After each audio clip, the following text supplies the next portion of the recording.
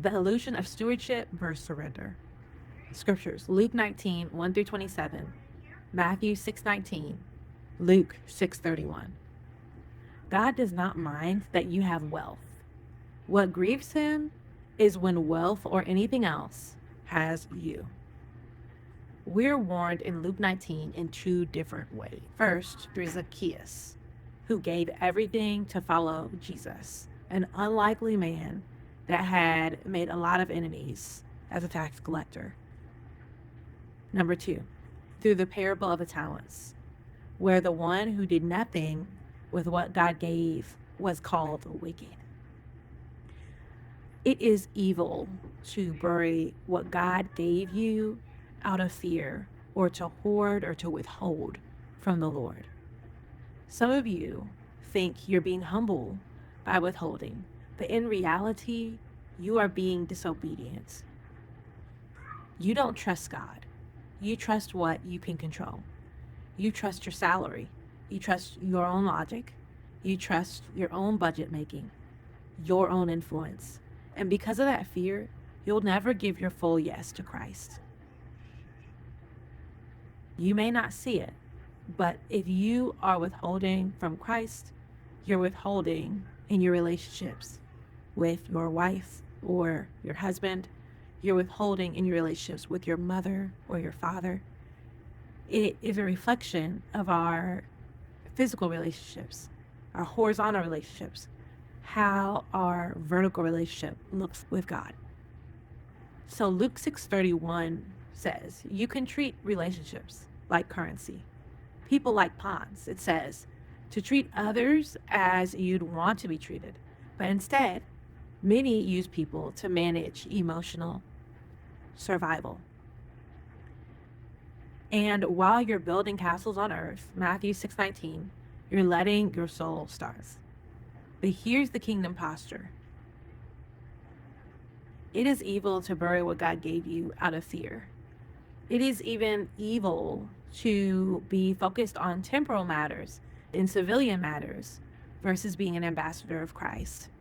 If we are focused on filling our stomachs, if we are focused on buying new clothes and watching all the Instagram stories and trying to figure out what's going on in this earth, we're missing it. We're investing in the wrong thing. We are burying our talents. We're burying all the goodness and the treasure that God gave us by being focused on the wrong thing.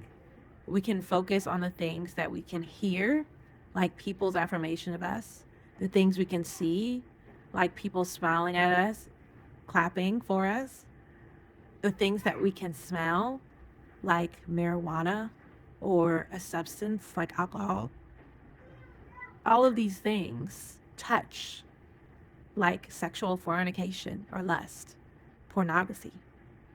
These things can be our focus, these idols of this world, instead of doing what the Lord has called us to do.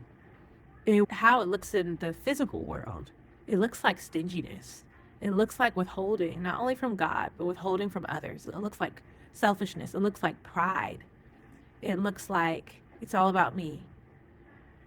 I know you know people where they'll come to your house and they'll eat everything in there and still be hungry.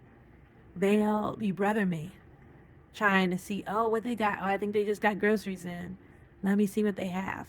Go through all your cabinets, eat all your food, leave you with nothing, and still be hungry. That is because they are lacking contentment. And contentment in Christ is great gain. Paul said, the greatest thing that I have learned is to be content in all seasons, whether having many or being in lack, whether in turmoil or with peace all around us externally. Contentment is the great gain. Being content in all seasons, however life looks. And what we see with people that are burying what God gave them, they're always looking for outside influence, outside external gifts. They're always looking for more applause. They're always looking for more nice things that people have said about them, more food, more this, more that, to fill a void that they have inside. the void that they have, it goes beyond what we're seeing as food addiction.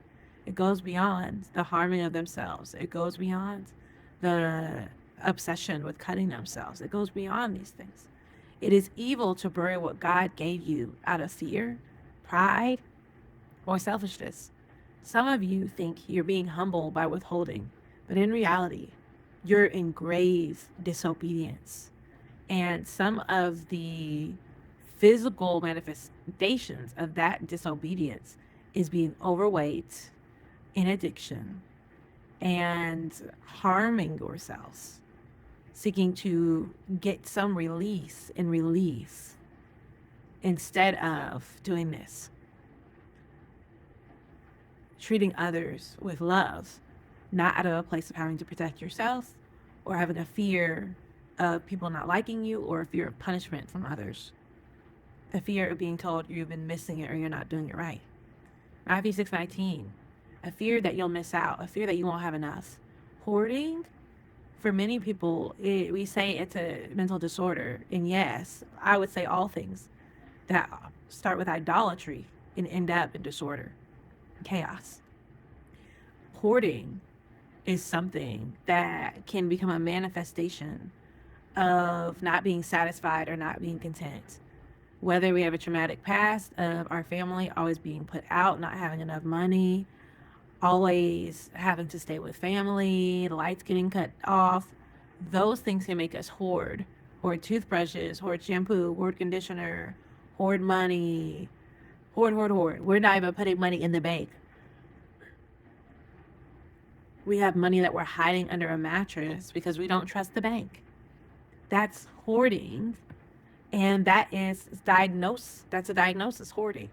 But it started with an idolatry of I've got to protect and build my own castle so I stay safe and secure because God ain't got my back like that. And we can go down the list of things. OCD, having to make sure everything is perfect and in line, which can lead to bulimia or anorexia. There is a release that we get from knowing that we've gone through this process. There's an altar that we've made to a little g God that says, I'll give you relief for a moment. If you do this to your body, I'll give you relief for a moment. If you wear crystals, I'll give you relief for a moment. But we're actually connected in a covenant with a demon that wants to give us peace for a moment so that it can wreck our lives later. It wants these covenants with us. The building of castles on earth, that is what we're doing when we are wanting to have control and not have God be the controller. But here's the kingdom posture. Those are the issues. But here is the truth. Whatever I have that's useful to the kingdom, I give it. Which is what Zacchaeus said. I got my home. God, Jesus, yes, you can stay here. Yes, I'll get it. If I've robbed, I'll restore. He was saying I was a tax collector. If I took more than I should have, I'll restore it. I'll make it right. If Jesus wants it, it's his. Every aspect of my life is going to belong to God. The intersection is going to be Christ. It's going to be the cross of Christ. It is going to be relationship, wholeness with Christ. That is going to be a great gain for me. If we have a kingdom posture, then it protects us from having idols.